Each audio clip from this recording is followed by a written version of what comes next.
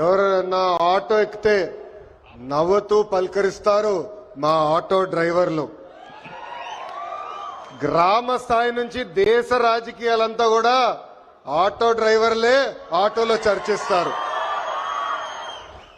పోయిన 5 సంవత్సరాలు చూసాం. మీ మౌత్ పబ్లిసిటీ దెబ్బకి వైనాట్ 175 కాస్త వైనాట్ 11 అయినాయి. విశ్వవిఖ్యాత నట సార్వభౌమ స్వర్గశ్రీ నందమూరి తారక రామారావు గారు కూడా డ్రైవర్ గా నటించిన సినిమా డ్రైవర్ రాముడు. మీ అందరి బాలయ్య నా ఒక్కడికే ముద్దల మావయ్య అయినా బాలయ్య బాబు గారు డ్రైవర్ గా నటించిన సినిమా లారీ డ్రైవర్. అంతేకాదు పవన్ అన్న కూడా నటించారు, డ్రైవర్ గా నటించారు. ఆ సినిమా పేరేంటి ఇంపడట్లా, అత్తారింటికి దారేది. ఆనాడు అన్న ఎన్టీఆర్ కాకి డ్రెస్ వేసుకుని రాష్ట్రం మొత్తం చైతన్య రథం పైన వెళ్తే ఢిల్లీ మొత్తం గడగడలాడించిన వ్యక్తి. చంద్రబాబు నాయుడు గారికి ఆటో డ్రైవర్ల సమస్యలు బాగా తెలుసు. కేబినెట్ మీటింగ్ లో ఏనాడు ఎప్పుడైతే మేము చర్చిస్తామో మా ఆటో డ్రైవర్లకి మేము అండగా నిలబడతామని పదే పదే చెప్తారు.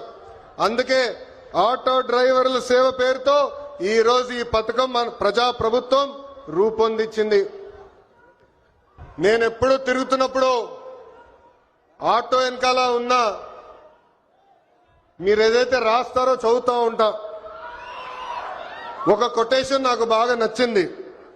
ఆ కొటేషన్ ఏంటంటే, వర్షం ఎలా పడుతుందని పిల్లలు అడిగినప్పుడు దేవుడు కురిపిస్తున్నారని చెప్పొద్దు, మనం ఒక్క మొక్క నాటితే ఒక్క నీటి బట్టు వర్షం ద్వారా వస్తుందని ఒక ఆటో డ్రైవర్ పెట్టుకున్నారు.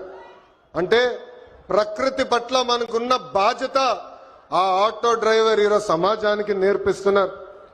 ఇంకొక ఆటో డ్రైవర్ కొటేషన్ చూసా, అందరూ బాగుండాలి దాంట్లో నేను కూడా బాగుండాలని చెప్పారు.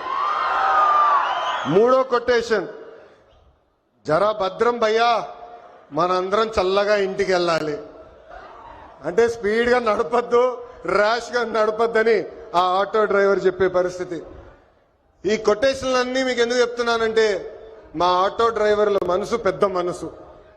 ఎవరన్నా బ్యాగ్ మర్చిపోతే తిరిగి వాళ్ళకి అందిస్తారు, ఎవరన్నా పొరపాటున సెల్ ఫోన్ మర్చిపోతే వాళ్ళ ఇంటికి చేర్చుతారు.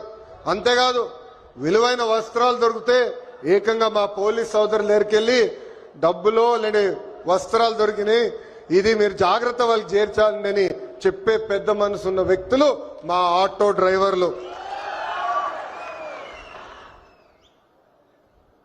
ఆటో వెనుక నవ్వు తెప్పించే కొటేషన్లు కూడా ఉన్నాయి స్వామి.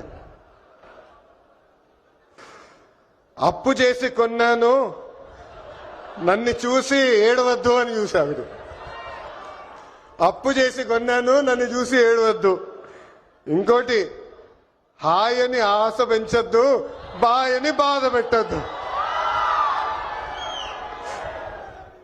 అంటే ఎప్పుడు ఆటో వెనకాల బండి ఉంటే నవ్వుతూ ఉంటాం.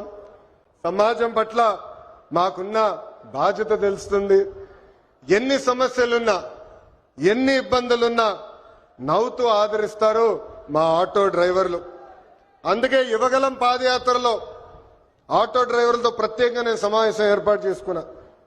వాళ్ళు ఎదుర్కొంటున్న సమస్యలు నేను తెలుసుకున్నా.